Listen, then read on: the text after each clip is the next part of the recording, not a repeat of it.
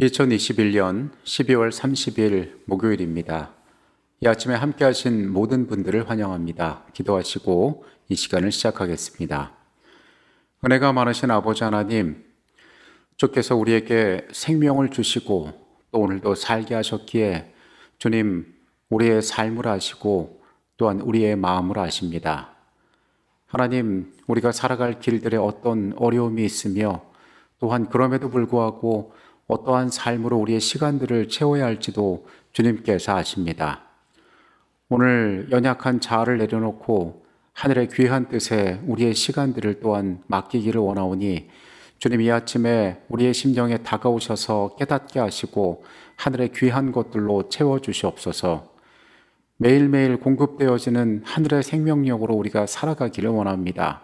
주께서 얼마나 나의 삶에 중요한 분이 되시며 나의 경배와 찬양을 받기 합당한 분이신지 우리로 매 순간 기억할 수 있도록 그렇게 역사하여 주시옵소서.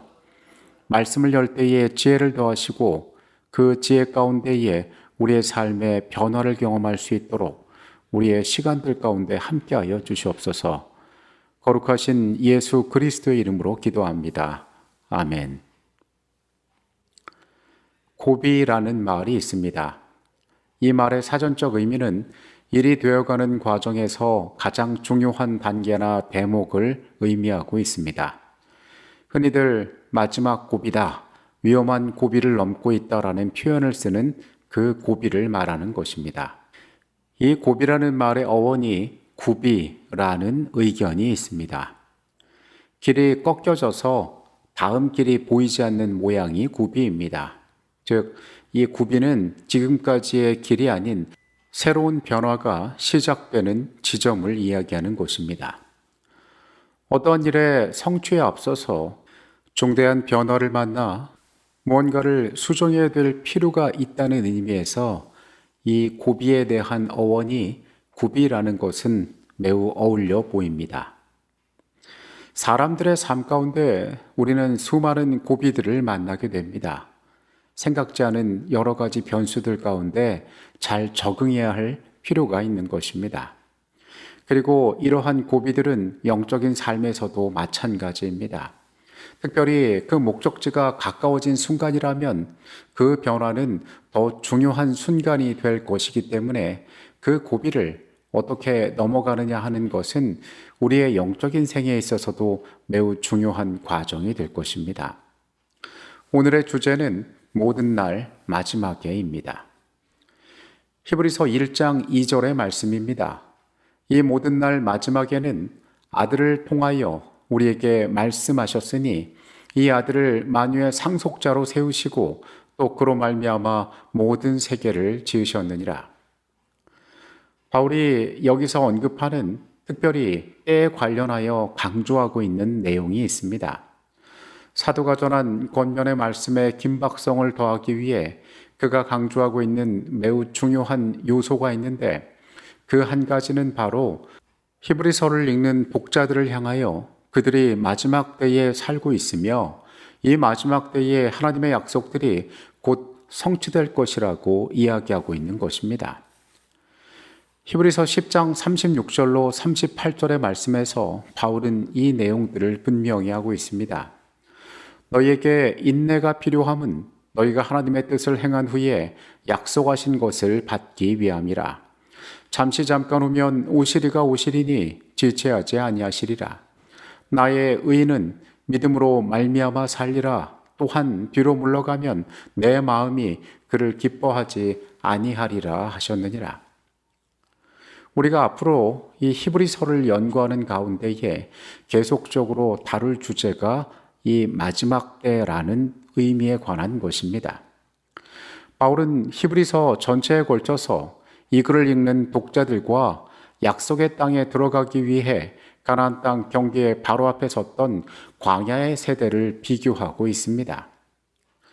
바울은 히브리서 10장의 말씀 가운데에서 잠깐 후면 오시리가 오시리니 지체하지 아니하시리라고 상기하고 있습니다.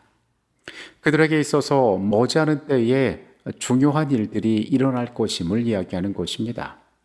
그리고 39절에 우리는 뒤로 물러가 멸망할 자가 아니요 오직 영혼을 구원함에 이르는 믿음을 가진 자니라고 이야기하며 격려하고 있습니다.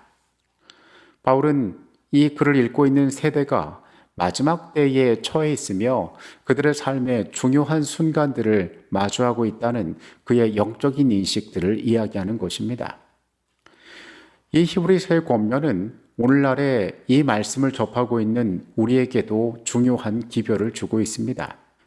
바울의 시대에 이 말씀을 접했던 독자들과 마찬가지로 역사적으로 하나님의 약속이 성취되기 직전에 그분의 백성들이 경험했던 일들은 우리에게도 역시 중요한 교훈이 될 수 있기 때문에 그렇습니다. 민수기는 바로 이 문제에 대하여 다루고 있습니다.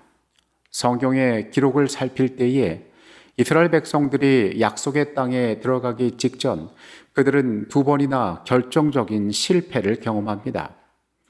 첫 번째 실패는 민수기 13장 14장에 기록된 가데스 바네아의 사건이었습니다. 백성의 몇몇 지도자들은 온 회중에게 의심의 정신을 퍼뜨렸습니다. 그리고 이것은 독버섯처럼 자라나서 이스라엘의 믿음이 좌절되게 하고 결국 그들은 다른 지도자를 세워서 애굽으로 돌아가자고 주장하기에 이르렀습니다. 하나님의 적극적인 개입이 있지 않았다면 하나님의 신실한 종들이 목숨을 잃을 뻔한 사건이었습니다. 가데스바네의 실패의 경험은 처참했습니다. 그들은 광야에서 40년간 유리하는 신세가 되었습니다. 그곳은 한 세대의 무덤이 되었습니다. 그들의 의심과 불순종의 결과가 어떠한 열매로 나타났는지 우리는 성경의 기록에서 자세히 볼 수 있습니다. 두 번째, 이스라엘 백성들의 실패는 바알보올에서 음란과 거짓 우상 숭배에 빠졌던 사건입니다. 민수기 24장은 발람의 사건을 기록하고 있습니다. 발람은 이스라엘 백성에게 저주하기를 원했지만 그의 입술을 통하여 저주할 수 없었습니다. 하지만 사단은 그가 할 수 있는 모든 방법을 동원하여 약속의 땅 지경에 있는 이스라엘 백성들을 파멸시키기를 원해서 그들에게 도덕적인 타락의 방법을 가져왔습니다. 사단은 성적인 유혹을 통해서 이스라엘을 거짓 우상 숭배에 빠뜨림으로 죄를 짓게 하였고 그들로 하여금 하나님의 진노를 경험하게 하였습니다. 외부에서 들어온 음란의 죄 때문에 그 백성들 가운데 연병이 퍼졌고 2만 4천 명의 사람이 그날 죽임을 당했다고 성경은 기록하고 있습니다. 가데스 바네아의 사건 이후에 그 백성들이 오랜 세월 동안 경험하지 못했던 큰 실패를 광야에서 경험했던 것입니다. 바울은 민수기에 등장하는 이 두 가지의 영적인 교훈들을 히브리서를 읽는 독자들에게 적용하고 있습니다. 그리하여 이 위험들 가운데에 그들이 실패하였던 교훈들을 통해서 이 위험들에 어떻게 대처해야 할지에 대해서 이야기하는 것입니다. 바울은 이 경고들 가운데에 두 가지의 해결 방법을 제시하니 첫 번째로는 그들이 했던 믿음의 고백을 끝까지 붙들며 언제나 예수님을 바라보라고 권면하고 있는 것입니다. 히브리서 4장 14절은 그러므로 우리에게 큰 대제사장이 계시니 승천하시니 곧 하나님의 아들 예수시라 우리가 믿는 도리를 굳게 붙잡을지어다 라고 말하고 있습니다. 또 히브리서 12장 2절은 말합니다. 믿음의 주요 또 온전케 하시는 이인 예수를 바라보자. 그는 그 앞에 있는 기쁨을 위하여 십자가를 참으사 부끄러움을 개의치 아니하시더니 하나님 보좌 우편에 앉으셨느니라. 가데스 바네아에서의 이스라엘의 실패는 어떤 면에서 믿음의 부족을 드러낸 것이었습니다. 그들은 하나님의 약속을 신뢰하지 못했습니다. 그들을 애굽의 재앙에서 건지시고 그들을 그곳에서 불러내시고 시내산에서 새로운 말씀을 반포하시고 그들 가운데 약속을 두셨음에도 그들이 약속의 땅 지경에 갔을 때에 그들이 삶의 문제들과 만났을 때에 그들은 하나님을 신뢰하지 못했던 것입니다. 그래서 그 하나님의 약속을 신뢰하지 못하고 이전의 삶으로 돌아가기로 결정했기 때문에 그들은 실패했던 것입니다. 마찬가지로 우리가 예수를 신뢰하지 못할 때에 우리의 삶에 그것과 동일한 문제들이 생겨날 것입니다. 그래서 바울은 이야기합니다. 우리를 위하여 고난받으신, 그래서 보좌 우편에 앉으신, 우리를 위하여 준비하시는 그 예수를 바라보라고 이야기합니다. 그분께서 믿음의 주요, 우리를 온전케 하시는 이인 예수를, 십자가에 달리셨던 그 예수를 바라볼 때에 우리는 흔들림 없이 설 수 있음을 이야기하고 있습니다. 두 번째로 바울은 부도덕과 탐심에 대하여 경고하고 있습니다. 히브리서 13장 4절로 6절에 있는 말씀입니다. 모든 사람은 결혼을 귀히 여기고 침소를 더럽히지 않게 하라. 음행하는 자들과 간음하는 자들을 하나님이 심판하시리라. 돈을 사랑하지 말고 있는 바를 족한 줄로 알라. 그가 친히 말씀하시기를 내가 결코 너희를 버리지 아니하고 너희를 떠나지 아니하리라 하셨느니라. 그러므로 우리가 담대히 말하되 주는 나를 돕는 이시니 내가 무서워 아니하겠노라. 사람이 내게 어찌하리요 하노라. 민수기 24장과 25장에 나오는 하나님의 백성들을 향한 사단의 노력은 매우 파괴적인 열매들로 이스라엘 주기에 나타났습니다. 도덕적 실패는 사단이 가장 유용하게 사용하는 무기라는 사실을 잊지 말아야 합니다. 물질적 타락은 인간의 약한 본성이 가장 쉽게 반응할 수 있는 연약한 부분임을 기억할 필요가 있습니다. 바울은 그런 우리를 향하여 부도덕과 탐심을 멀리해야 한다라고 이야기합니다. 우리가 마지막 고비에서 길이 바뀌는 곳에서 실패하지 않기 위하여 바울은 간절하게 권면하고 있는 것입니다. 마지막으로 바울은 그들의 지도자들에게 순종하라라고 권면합니다. 하나님의 말씀을 너희에게 일러주고 너희를 인도하던 자들을 생각하며 그들의 행실의 결말을 주의하여 보고 그들의 믿음을 본받으라. 너희를 인도하는 자들에게 순종하고 복종하라. 그들은 너희 영혼을 위하여 경성하기를 자신들이 청산할 자인 것 같이 하느니라. 그들로 하여금 즐거움으로 이것을 하게 하고 근심으로 하게 하지 말라. 그렇지 않으면 너희에게 유익이 없느니라. 믿음의 공동체 안에서 선한 모본을 따르고 영적으로 연합하는 일은 우리를 이 땅에서의 위험으로부터 지켜줄 것입니다.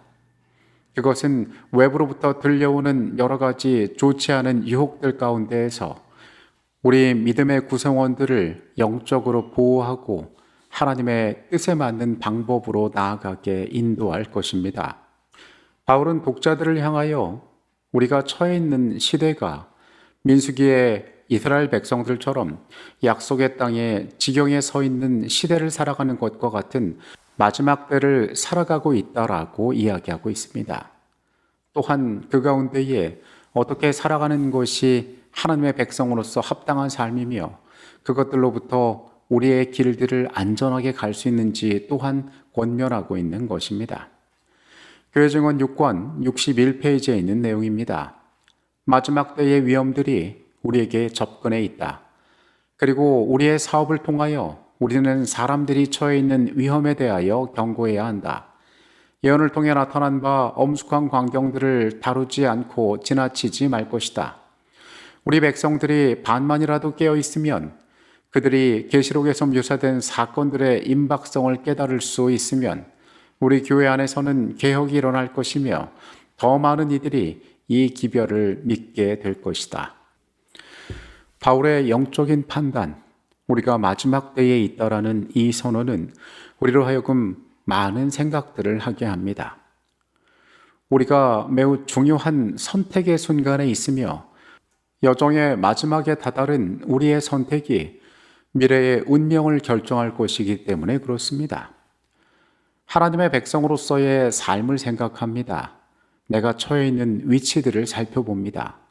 어떤 긴박한 마음으로, 어떤 간절한 마음으로 삶을 살아가고 시간을 사용하고 사람들을 대하며 이 땅을 살아갈지에 대해서 히브리서는 우리에게 마지막 때라라고 이야기하고 있습니다. 오늘 이 중요한 발견이 하나님의 백성인 우리의 생애 가운데 중요한 깨달음이 되어야 할 것입니다. 기도하시겠습니다. 거룩하신 아버지 하나님, 우리의 살아가는 시대를 말씀 가운데 분간하기를 원합니다.